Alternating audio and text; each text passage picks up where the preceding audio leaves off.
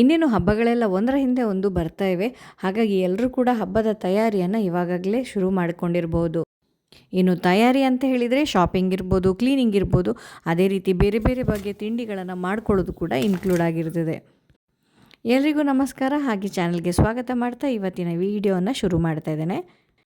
ಇವತ್ತು ನಾನು ನಿಮ್ಮ ಜೊತೆ ಒಂದು ರೆಸಿಪಿಯನ್ನು ಶೇರ್ ಮಾಡ್ತಾ ಇದ್ದೇನೆ. ಯೂಶ್ವಲಿ ಇದನ್ನು ಅಷ್ಟಮಿಯ ದಿವಸ ಮಾಡ್ತೇವೆ ಅಂತ ಹೇಳಿದ್ರೆ ಇದನ್ನು ಅಷ್ಟಮಿ ಉಂಡೆ ಅಂತ ಹೇಳ್ಬೋದು, ಅಥವಾ ಸಿಕ್ಕಿನ ಉಂಡೆ ಕೂಡ ಹೇಳ್ತಾರೆ.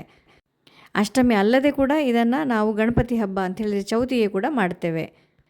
ಇದಕ್ಕೆ ಮೇಯ್ನ್ ಆದ ಇಂಗ್ರೀಡಿಯೆಂಟ್ ಅಂತ ಹೇಳಿದರೆ ಈ ಅರಳು, ಈವನ್ ಕೆಲವರು ಹೊದ್ಲು ಅಂತ ಕೂಡ ಹೇಳ್ತಾರೆ. ಒಂದು ದಪ್ಪ ತಳ ಇರುವ ಈ ಒಂದು ಪಾತ್ರೆಯಲ್ಲಿ ನಾನಿವಾಗ ಅರ್ಧ KGಯಷ್ಟು ಬೆಲ್ಲವನ್ನು ತಗೊಳ್ತಾ ಇದ್ದೇನೆ. ಇದನ್ನು ಸ್ವಲ್ಪ ನೀರು ಹಾಕಿಬಿಟ್ಟು ಇದನ್ನು ಕರಗಿಸ್ಕೊಳ್ತೇನೆ. ಬೆಲ್ಲ ಕರಗುವ ಟೈಮಲ್ಲಿ ಇವಾಗ ಅರಳೇನಿದೆ ಅದರಲ್ಲಿರುವಂಥ ಭತ್ತವನ್ನು ಹೆಕ್ಕಿ ಸಪ್ರೇಟ್ ಮಾಡ್ಕೊಳ್ಳೋಣ. ಇನ್ನು ಅರಳು ತಗೊಳ್ಳುವಾಗ ಪುಡಿ ಇರುವಂಥ ಅರಳು ಕೂಡ ಸಿಗ್ತದೆ, ಆದರೆ ಅದರಲ್ಲಿ ನಿಮಗೆ ಆಲ್ರೆಡಿ ಭತ್ತ ಇದೆಯಲ್ಲ ಅದು ಎಲ್ಲ ಕ್ರಷ್ ಆಗಿರ್ತದೆ.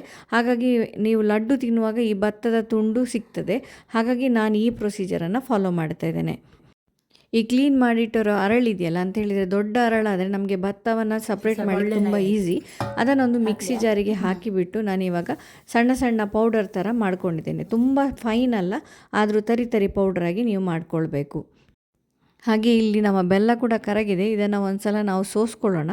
ಯಾಕಂತ ಹೇಳಿದರೆ ಕೆಲವೊಮ್ಮೆ ಬೆಲ್ಲದಲ್ಲಿ ಕಸ ಇರ್ತದೆ, ಹಾಗೂ ಹೊಯ್ಗೆ ಅಂಥದ್ದೆಲ್ಲ ಏನಾದರೂ ಇದ್ದರೆ ಇದರಲ್ಲಿ ಕ್ಲೀನಾಗಿ ಹೋಗ್ತದೆ. ಮೇಯ್ನಾಗಿ ಇವಾಗ ಬೆಲ್ಲ ಪಾಕ ಬಂದಿರಬಾರ್ದು, ಖಾಲಿ ಇದನ್ನು ಮೆಲ್ಟ್ ಮಾಡುವಷ್ಟು ನಾನು ಕರಗಿಸ್ಕೊಂಡಿದ್ದೇನೆ. ಇದನ್ನು ಈಗ ನಾನು ಯಾವುದರಲ್ಲಿ ಲಡ್ಡು ಮಾಡ್ತೇನೆ ನೋಡಿ ಅಂಥದೇ ಪಾತ್ರೆಗೆ ಇವಾಗ ನಾನು ಇದನ್ನು ಸೋಸ್ಕೊಂಡಿದ್ದೇನೆ. ಈಗ ಇನ್ನೊಂದು ಇಂಗ್ರೀಡಿಯೆಂಟ್ ನಮಗೆ ಬೇಕಾಗಿರೋದು ಅಂತ ಹೇಳಿದರೆ ತೆಂಗಿನಕಾಯಿ. ಇವಾಗ ನಾನು ತೆಂಗಿನಕಾಯನ್ನು ನಮ್ಮ ಈ ಥರ ಟ್ರೆಡಿಷ್ನಲ್ ವೇಯಲ್ಲಿ ತುರ್ಕೊಳ್ತಾ ಇದ್ದೇನೆ. ಈ ಕಾಯಿ ತುರಿಯೋದು ಕೂಡ ಒಂದು ಕಲೆ ಅಂತಲೇ ಹೇಳಬಹುದು. ಹಾಗೆ ನೋಡಿ ಒಂದು 5-6 ಏಲಕ್ಕಿಯನ್ನು ತಗೊಂಡು ಇದನ್ನು ಕೂಡ ಪುಡಿ ಮಾಡ್ಕೊಳ್ತೇನೆ. ಏಲಕ್ಕಿಯನ್ನು ಪುಡಿ ಮಾಡಲಿಕ್ಕೆ ಸುಲಭ ಉಪಾಯ ಅಂತ ಹೇಳಿದರೆ ಅದರ ಜೊತೆ ಸಕ್ಕರೆಯನ್ನು ಕೂಡ ಹಾಕಿಬಿಟ್ಟು ಪೌಡರ್ ಮಾಡ್ಕೊಳ್ಳೋದು. ಇನ್ನು ಇಲ್ಲಿ ಒಂದು ಸಣ್ಣ ಒಗ್ಗರಣೆ ಹುಟ್ಟಿನಲ್ಲಿ ನಾನು ಈ ಬಿಳಿ ಎಳ್ಳನ್ನು ಇಲ್ಲಿ ಹಾಕ್ಕೊಳ್ತಾ ಇದ್ದೇನೆ. ಸ್ವಲ್ಪ ಇದನ್ನು ಫ್ರೈ ಮಾಡ್ಕೊಳ್ತೇನೆ. ಪಟಪಟ ಅನ್ನುವಷ್ಟು ಇದನ್ನು ಫ್ರೈ ಮಾಡ್ಕೊಳ್ಬೇಕು. ಬಿಳಿ ಎಳ್ಳಿನ ಬದಲಿಗೆ ಕಪ್ಪು ಎಳ್ಳನ್ನು ಕೂಡ ನೀವು ಯೂಸ್ ಮಾಡ್ಬೋದು. ನಂತರ ಸ್ವಲ್ಪ ಗೇರು ಬೀಜವನ್ನು ಕೂಡ ನಾನಿಲ್ಲಿ ಡ್ರೈ ರೋಸ್ಟ್ ಮಾಡಿ ಇಟ್ಕೊಳ್ತಾ ಇದ್ದೇನೆ. ಈಗ ಸೋಸಿರುವಂಥ ಬೆಲ್ಲ ನೀರನ್ನು ಮತ್ತೆ ನಾವೀಗ ಸ್ವಲ್ಪ ಬಿಸಿಯಾಗಲಿಕ್ಕೆ ಇಡುವ. ಇದು ನೂಲು ಪಾಕ ಬರಬೇಕು ಅಂತ ಹೇಳಿದ್ರೆ ಈಗ ನೋಡಿ ನೀರಲ್ಲಿ ಹಾಕಿದಾಗ ಈ ಥರ ತಳದಲ್ಲಿ ಕುತ್ಕೊಳ್ಬೇಕು. ಇಲ್ಲಂದರೆ ಬೆರಳಲ್ಲಿ ಮುಟ್ಟುವಾಗ ಈ ಥರ ಒಂದು ಎಳೆಯಾಗಿ ಬರಬೇಕು. ಅಷ್ಟು ಪಾಕ ಮಾಡಿದರೆ ಸಾಕು. ಇನ್ನು ಈ ಬಿಸಿ ಪಾಕಕ್ಕೆ ಈ ತೆಂಗಿನ ತುರಿಯನ್ನು ಹಾಕಿಬಿಟ್ಟು ಕಲಸಿಕೊಳ್ಳೋಣ. ನಂತರ ಸ್ಟವನ್ನು ಆಫ್ ಮಾಡಿಕೊಳ್ಬೇಕು. ಇನ್ನು ಈ ಮಿಶ್ರಣಕ್ಕೆ ನಾವು ಆವಾಗಲೇ ಪೌಡರ್ ಮಾಡಿಟ್ಟಿರುವಂಥ ಅರಳಿನ ಹುಡಿ ಇದೆಯಲ್ಲ ಅದನ್ನು ಇದಕ್ಕೆ ಸೇರಿಸ್ಕೊಳ್ಳೋಣ. ಅದಕ್ಕಿಂತ ಮುಂಚೆನೇ ಸ್ವಲ್ಪ ನಾವು ರುಚಿಗೆ ಅಂತ ಹೇಳಿಬಿಟ್ಟು ಒಂದು ಸ್ವಲ್ಪ ಚಿಟಿಕೆ ಉಪ್ಪನ್ನು ಇದಕ್ಕೆ ಸೇರಿಸ್ಕೊಳ್ಬೇಕು. ಇನ್ನು ಆವಾಗಲೇ ನಾನು ನಿಮಗೆ ಅರ್ಧ KG ಬೆಲ್ಲ ನಾನು ಇವಾಗ ತಗೊಂಡಿದ್ದೆ ಅಂತ ಹೇಳಿದೆ ಅಲ್ಲ, ಅದೇ ರೀತಿ ನಾನು ಇದಕ್ಕೆ 1/4 KGಯಷ್ಟು ಅರಳನ್ನು ಯೂಸ್ ಮಾಡ್ತಾ ಇದ್ದೇನೆ. ಎಲ್ಲವನ್ನು ಹಾಕಿ ಈ ಮಿಶ್ರಣದಲ್ಲಿ ಮಿಕ್ಸ್ ಮಾಡ್ಕೊಳ್ಳೋಣ. ಸ್ವಲ್ಪ ಬಿಸಿ ಇರುವ ಕಾರಣ ಈ ಥರ ನಾನು ಒಂದು ಸೌಟಲ್ಲೇ ಇದನ್ನು ಮಿಕ್ಸ್ ಮಾಡ್ಕೊಳ್ತೇನೆ. ಸೊ ಬೆಲ್ಲ ಪಾಕ ಮಾಡುವಾಗ ಸ್ವಲ್ಪ ಜಾಗ್ರತೆಯಾಗಿರಬೇಕು. ಯಾಕಂತೇಳಿ ಸ್ವಲ್ಪ ನೂಲು ಪಾಕದಲ್ಲಿಯೇ ನಾವು ಇದನ್ನು ಇಳಿಸ್ಕೊಳ್ಬೇಕು. ಸ್ವಲ್ಪ ಗಟ್ಟಿ ಆಯ್ತು ಅಂತ ಹೇಳಿದರೆ ಅರಳು ನಂತರ ನಾವು ಮಿಕ್ಸ್ ಮಾಡಿ ಉಂಡೆ ಮಾಡಿದ ಮೇಲೆ ಉಂಡೆ ಸ್ವಲ್ಪ ಗಟ್ಟಿ ಆಗ್ತಾ ಹೋಗ್ತದೆ. ಹಾಗೆ ಎಲ್ಲವನ್ನು ಇವಾಗ ಚೆನ್ನಾಗಿ ಮಿಕ್ಸ್ ಮಾಡಿಕೊಳ್ಬೇಕು. ಈ ಅರಳು ಈ ಬೆಲ್ಲದ ಪಾಕದಲ್ಲಿ ಚೆನ್ನಾಗಿ ಮಿಕ್ಸ್ ಆದಮೇಲೆ ನೋಡಿ ಈ ಥರ ಕಾಣಿಸ್ತದೆ. ಇವಾಗ ನಾವು ಈ ರೋಸ್ಟ್ ಮಾಡಿಟ್ಟಿರುವಂಥ ಎಳ್ಳು ಮತ್ತು ಈ ಗೋಡಂಬಿಯನ್ನು ಇದಕ್ಕೆ ಹಾಕ್ಕೊಳ್ಬೇಕು.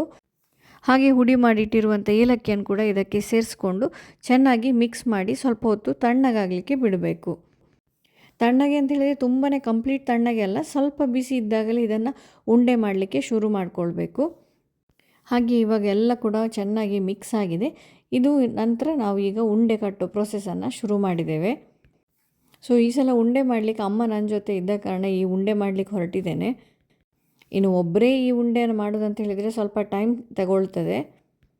ಹಾಗೆ ಈಗ ನೋಡಿ ನಮ್ಮ ಅರಳಿನ ಉಂಡೆ ನೋಡಿ ಇವಾಗ ರೆಡಿಯಾಗಿದೆ.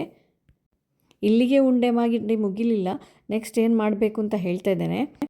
ಇಲ್ಲಿ ಒಂದು ಬೌಲಿಗೆ ನಾನೊಂದು 3 ಟೇಬಲ್ ಸ್ಪೂನಷ್ಟು ಅಕ್ಕಿ ಹಿಟ್ಟು ಹಾಗೂ 1 ಟೇಬಲ್ ಸ್ಪೂನಷ್ಟು ಮೈದಾವನ್ನು ಹಾಕಿ ಸ್ವಲ್ಪ ಉಪ್ಪು ಹಾಕಿ ನೀರು ಹಾಕಿ ಇವಾಗ ಮಿಶ್ರಣವನ್ನು ಮಿಕ್ಸ್ ಮಾಡ್ಕೊಳ್ತಾ ಇದ್ದೇನೆ. ಇದಕ್ಕೊಂದು ಸ್ವಲ್ಪ ಕಲರ್ ಬರಲಿಕ್ಕೆ ಒಂದು ಚಿಟಿಕೆ ಅರಿಶಿನವನ್ನು ಕೂಡ ಇದಕ್ಕೆ ಸೇರಿಸ್ಕೊಳ್ತೇನೆ. ಇನ್ನು ಇದರ ಕನ್ಸಿಸ್ಟೆನ್ಸಿ ಹೇಗಿರಬೇಕು ಅಂತೇಳಿ ನಾನಿವಾಗ ನಿಮಗೆ ತೋರಿಸ್ತೇನೆ. ನೋಡಿ, ಒಂದು ಸ್ಪೂನನ್ನು ಇದರಲ್ಲಿ ಮುಳುಗಿಸಿದರೆ ಈ ಥರ ಒಂದು ಲೇಯರ್ ಬರಬೇಕು. ಅಷ್ಟರಲ್ಲಿ ನಾವೀಗ ಉಂಡೆಗಳನ್ನು ಫ್ರೈ ಮಾಡಲಿಕ್ಕೆ ಒಂದು ಬಾಣಲೆಯನ್ನು ಇಟ್ಕೊಳ್ಳೋಣ. ಮೊದಲಿಗೆ ಎಣ್ಣೆ ಬಿಸಿ ಆದಮೇಲೆ ನಾವೀಗ ಒಂದೊಂದೇ ಉಂಡೆಯನ್ನು ಇದರಲ್ಲಿ ಹಾಕ್ಕೊಳ್ಳೋಣ. ಸೊ ಮಾಡಿಟ್ಟಿರುವಂಥ ಉಂಡೆಯನ್ನು ಈ ಥರ ಮಿಶ್ರಣದಲ್ಲಿ ಮುಳುಗಿಸಿಬಿಟ್ಟು ಎಣ್ಣೆಯಲ್ಲಿ ಈ ಥರ ನಾವು ಫ್ರೈ ಮಾಡಿಕೊಳ್ಬೇಕು. ಎಣ್ಣೆ ತುಂಬಾ ಹೈ ಫ್ಲೇಮಲ್ಲಿ ಇದ್ದರೆ ಈ ಉಂಡೆಗಳು ಸ್ವಲ್ಪ ಕರಟುವ ಚಾನ್ಸಸ್ ಇರ್ತದೆ. ಆದ ಕಾರಣ ಒಂದು ಮೀಡಿಯಮ್ ಫ್ಲೇಮಲ್ಲಿ ಇದನ್ನು ಬ್ರೌನ್ ಬಣ್ಣ ಬರೋವರೆಗೆ ಇದನ್ನು ಫ್ರೈ ಮಾಡಿಕೊಳ್ಳೋಣ. ಹಾಗೆ ನೋಡಿ, ನಾನು ಎಲ್ಲ ಉಂಡೆಗಳನ್ನು 1 ಬೈ 1 ಸೆಟ್ಟಲ್ಲಿ ಇವಾಗ ಫ್ರೈ ಮಾಡ್ಕೊಂಡಿದ್ದೇನೆ. ಈ ಸಲದ ಹಬ್ಬಕ್ಕೆ ಈ ಸುಲಭವಾಗಿ ಮಾಡುವಂತಹ ಈ ಒಂದು ಉಂಡೆಯನ್ನು ನೀವು ಕೂಡ ಮನೆಯಲ್ಲಿ ತಯಾರಿಸಬಹುದು. ಇವತ್ತಿನ ಈ ಒಂದು ರೆಸಿಪಿ ನಿಮಗೆ ಇಷ್ಟ ಆಗಿದೆ ಅಂತ ಭಾವಿಸ್ತೇನೆ. ಹಾಗೆ ಉಂಡೆ ಎಷ್ಟು ಕ್ರಿಸ್ಪಿಯಾಗಿದೆ ಅಂತೇಳಿ ನೀವು ಸೌಂಡಲ್ಲೇ ಗೊತ್ತಾಗ್ಬೋದು.